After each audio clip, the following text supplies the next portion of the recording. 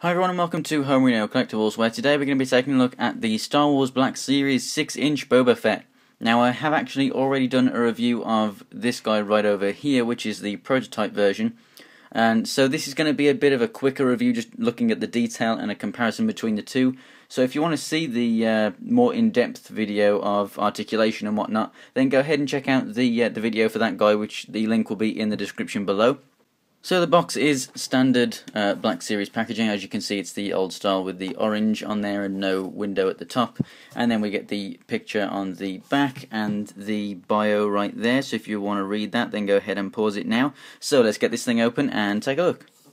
So here he is out of packaging, and here he is next to the prototype Boba Fett, which is on the right. So this right here is the original costume design, so they made up how they wanted him to look, all of his armor and everything, and then they originally were going to go with this kind of a color, kind of like a perfect kind of a trooper kind of thing after, you know, the stormtroopers and whatnot, but then they decided to go for more of a I guess rugged kind of a look and just give him the colour scheme that we all know and love from the movies, and it was obviously a great move to make him really stand out from the stormtroopers. So the first comparison we're going to look at here is the guns. So over here we have the main blaster and the little pistol over here. We just moulded in black plastic, whereas here we can see there's much more detail. So we got the brown on the stock, and then we have the metal on the clips, which I guess would be for straps and whatnot, and then we have some nice a kind of dry brushed silver on there to make it look worn, and then the pistol, which I do prefer the black version. I really like the silver barrel on this, but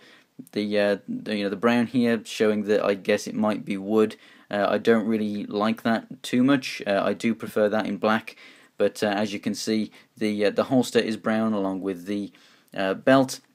Predominantly here we have a grey kind of undersuit, and it's kind of airbrushed with some black over the top to give it some kind of a dirty look, which I think is fantastic. And on the fingers as well, we get kind of a different colour there on the fingers and on the pad on the outer part of the hand. Throughout this armour we actually get some silver showing that the armour is worn. We have a logo right there. We have the Bounty Hunter logo on the side there on his shoulder. It looks absolutely fantastic. We get a bit more paint detail on the gauntlets now. As you can see, this one was painted black, so we get a little bit more detail on there. Not too much more, because we did actually get the silver bits that are on the gauntlet here on that one. But then turn it over to this side, whilst this missile bit here is pretty much exactly the same, we do get more detail pretty much everywhere else on this thing. These were silver on that, but we do get the red on there now, which is very nice. The helmet, as you can see, there's just masses of more detail there. So we do actually get some silver in some bits on this that aren't on this, and you can see that as well on the back here. We don't actually get the silver detail that's on the top on there, but what we do get is the silver inside the dent here, which we don't on that one. And then obviously we get a lot more on the side of that antenna, and moving around to the back as well, we actually get brown on that kind of vent piece, which this one, if I just switch it that way, it'll be easier to show you, is silver right there. Then on the back we get like silver bits at the top of these, and here it's like a kind of brown. And showing you the rest of the jetpack there, you can see there's a lot more silver showing through than over on this guy, but we did get a lot of nice silver paint up on this guy throughout. As you can see here, they did paint those like tools and knives at the bottom there silver. We get that also on here, and we also get more of that silver painted on the knee pads here. And then we get much darker shoes there. So overall, just masses more paint detail on this guy. The main difference is actually in the cape here, because this one, it's very clean cut. It is the prototype armor after all, so it's just a very clean cut cape. There's no kind of damage or wear or anything like that.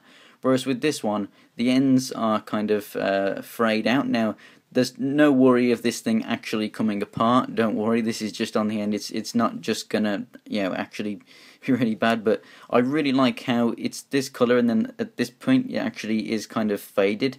So it's probably been like dipped or dyed with something, or sprayed or something, but you can see the colour variation, the fade.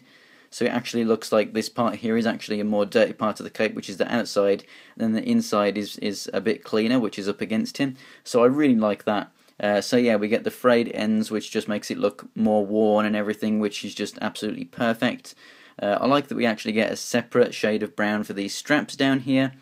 Just like the prototype, you can also remove the jetpack, so it's just plugged in by that peg, and these two just help it sit in the correct position, which just go into these slots, and they have different colours on those straps there as well, so you know, very good paint app even on the back there.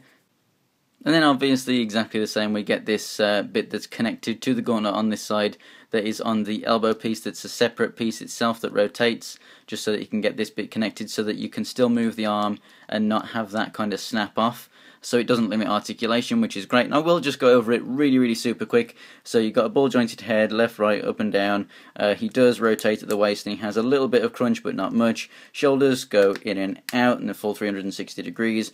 Rotation at the elbow, and you've got the up and down. That's the same for both wrists. The gauntlets rotate up there as well separately, as you can see, and then you have the wrist rotation that also go in and out, and then the legs move up and down, but you've got to move these pouches up a little bit to get them out of the way first, and then it comes out to the side, rotation at the thigh, double jointed knees, and then the feet go up, down, and you do get ankle pivot. So overall, it's just been a really quick kind of comparison video between the two of these guys, but I would definitely say, if you are a Boba Fett fan and you want a Boba Fett for your collection, that this is definitely the figure to go for. I think it's the best ever Boba Fett with price in mind.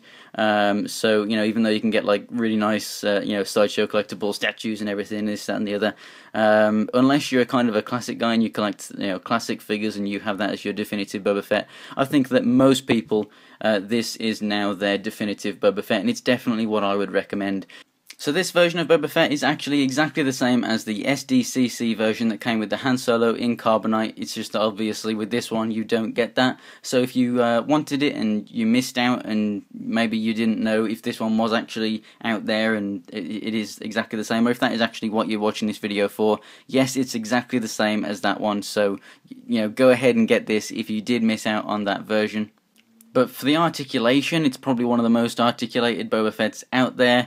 It's going to be fantastic to see a Jango Fett version of this mold. That would just be absolutely fantastic. I would love that figure. You know, this mold is just fantastic, and it's pretty much exactly what any Star Wars fan has wanted for a very long time, probably ever since Empire Strikes Back. So, thanks for watching, guys. If you want to check out pictures of this guy and other things from my collection, go ahead and check out my Instagram and Twitter. It's Homerino123, or you can follow the links that are in the description. And if you enjoyed the video, go ahead and click on that like button, and if you want to see more, go ahead and subscribe. So, thanks for watching, guys, and I'll see you next time.